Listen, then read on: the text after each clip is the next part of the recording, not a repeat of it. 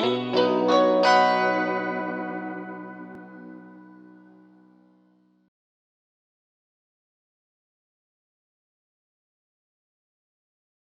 thanks for joining me for another episode of First Chapter Friday. My name is Lucy, and the book that I'm talking about today, I'm really excited to be sharing with you because it just won the Newbery Award, and it also won the Asian Pacific American Award for Children's Literature. So this book is called When You Trap a Tiger by Keller, and it is the story of a girl named Lily who is biracial. She's Korean on her mother's side. Her father was white. And Lily and her mother and her older sister they're moving to the Pacific Northwest to live with Lily's grandmother, Halmony. And they're moving there from California. They're kind of unsure, Lily and her sister, about why they have to do this.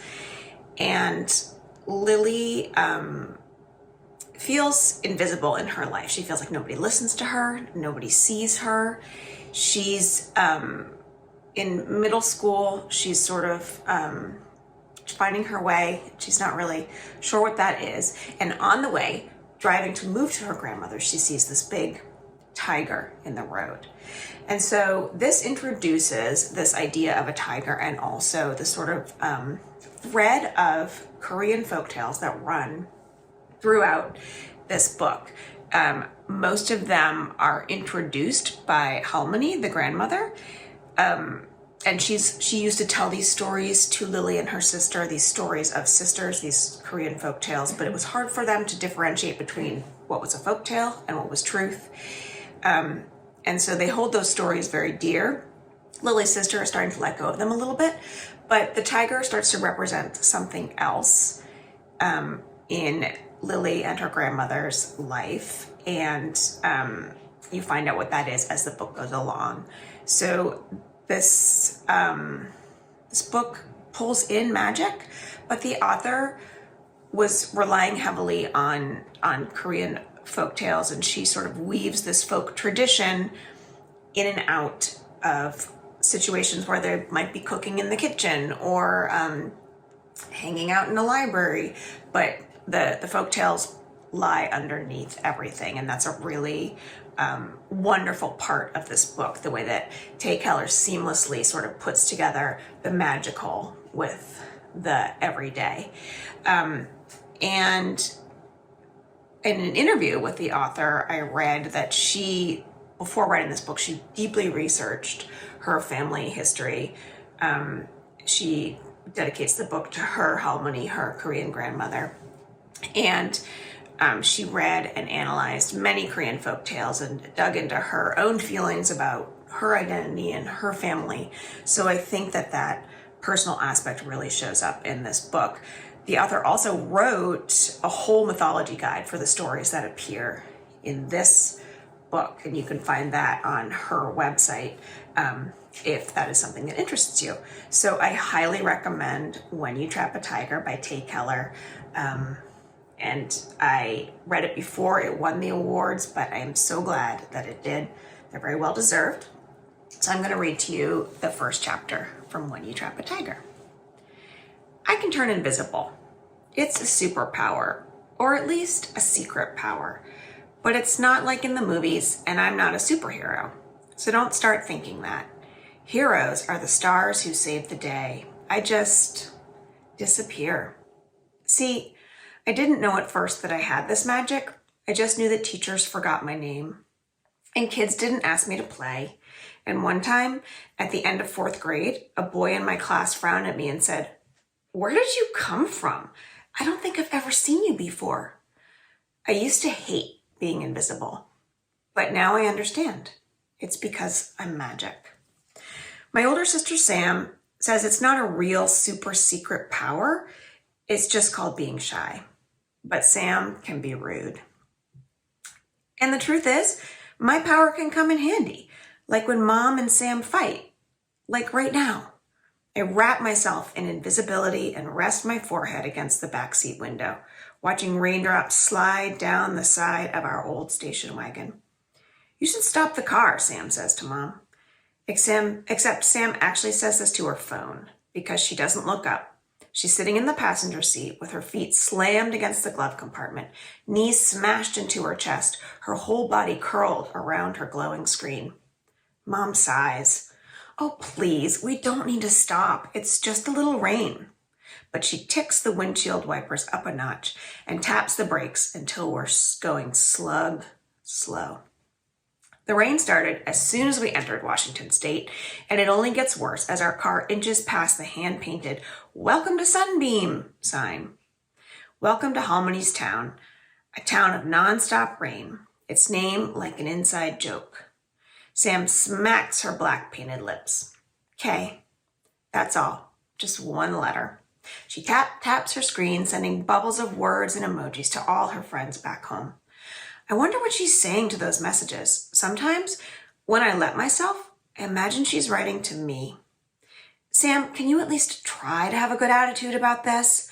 Mom shoves her glasses up on her nose with too much force, like her glasses just insulted her and it's personal. How can you even ask me that? Sam looks up from her phone, finally, so she can glare at Mom. This is how it always starts. Their fights are loud and explosive. They burn each other up. It's safer to keep quiet.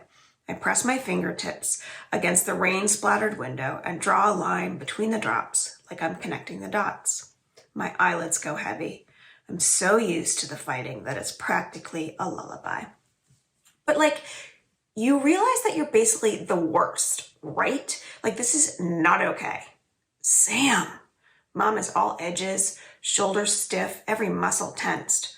I hold my breath and think, invisible, invisible, invisible. No, seriously, Sam continues, just because you randomly decide that you want to see Halmony more, that doesn't mean we want to uproot our entire lives. I had plans this summer. Not that you care. You didn't even give us fair warning. Sam's not wrong. Mom told us only 2 weeks ago that we were leaving California for good. And I'll miss it, too. I'm going to miss my school and the sunshine and the sandy beach, so different from the rocky coast at Sunbeam. I'm just trying not to think about that. I thought you should spend more time with your grandmother. I thought you enjoyed that. Mom's tone is clipped. The rain has gotten heavier and it sucks up her focus. Her fingers white-knuckle the steering wheel. None of us like the idea of driving in this weather, not after Dad died. I concentrate on the steering wheel and squint a little, sending safety vibes with my mind, like Halmony taught me. Way to deflect, Sam says, tugging the single streak of white in her black hair. She's still angry, but deflated a little. I do enjoy spending time with Halmony, just not here. I don't want to be here. Halmony's always visited us in California. We haven't been in Sunbeam since I was 7. I gaze out the windshield. The landscape that slips by is peaceful. Gray stone houses, green grass, gray restaurants, green forest. The colors of Sunbeam blur together. Gray, green, and then orange, black. I sit up, trying to make sense of the new colors. There's a creature lying on the road ahead. It's a giant cat with its head resting on its paws. No, not just a giant cat, a tiger. The tiger lifts its head as we approach. It must have escaped from a circus or a zoo or something, and it must be hurt. Why else would it be lying out here in the rain? An instinctive kind of fear twists in my stomach, making me carsick. But it doesn't matter. If an animal's hurt, we have to do something. Mom, I interrupt their fight, scooting forward. I think, there's... Now, a little closer. The tiger doesn't look hurt. It yawns, revealing sharp, 2 white teeth, and then it stands, 1 claw, 1 paw, 1 leg at a time. Girls, Mom says, voice tense, tired. Her annoyance with Sam rarely bleeds onto me, but after driving for 8 hours, Mom can't contain it. Both of you, please, I need to focus on driving for a moment. I bite the inside of my cheek. This doesn't make sense. Mom must notice the giant cat, but maybe she's too distracted by Sam. Mom, I murmur, waiting for her to hit the brakes. She doesn't. Sometimes the problem with my invisibility is that it takes a little while to wear off. It takes a little while for people to see me and hear me and listen. Listen, this isn't like any tiger I've seen in a zoo. It's huge, as big as our car. The orange in its coat glows and the black is as dark as a moonless night. This tiger belongs in one of Halmony's stories. I lean forward until the seatbelt slices into my skin. Somehow, Sam and Mom continue to bicker, but their words become a low hum because I'm only focused on. The tiger lifts its enormous head and looks at me. It sees me. The big cat raises an eyebrow like it's daring me to do something. My voice catches in my throat and I stumble over my words. They come out choked. Mom, stop. Mom's busy talking to Sam, so I shout louder, stop. Finally, Mom acknowledges me. Eyebrows pinched, she glances at me in the rearview mirror. Lily, what's wrong? She doesn't stop the car. We keep going. Closer, closer. And I can't breathe because we're too close. I hear a thud and I squeeze my eyes shut. The inside of my head pounds. My ears ring. We must have hit it. But we keep going. When I open my eyes, I see Sam, arms folded across her chest, phone resting by her feet. It died, she announced. My pulse is a wild beast as I scan the road, searching for horrors I don't want to see. Nothing's there. Mom's jaw tightens. Sam, please don't throw your expensive phone around. I stare at them, confused. If the thud was just her phone hitting the floor. I twist to look for the tiger, but all I see is rain and road. The tiger disappeared. Lily, Mom says, slowing the car even more. Are you feeling sick? Do you need me to pull over? I flick my eyes across the road one more time, but nothing. No, never mind, I say. She smiles, relieved. I am never difficult. I make things easy. Hang in there. We'll be at Halmony's soon. I nod, trying to act normal, casual, even if my heart is jump dancing. I can't tell Mom about this. She'd ask if I'm dehydrated, if I have a fever, and maybe I do. I press my palm to my forehead, but I can't tell. I guess it's possible that I'm getting sick, or maybe I just fell asleep for a moment. Really, there's no way I saw a giant tiger appear and disappear in the middle of the road. I shake my head. Regardless of whether the tiger was real, or I dreamed it, or I'm losing my mind, I need to tell Halmony. She will listen. She will help. She will know what to do. So that is the end of chapter 1 of When You Trap a Tiger by Keller.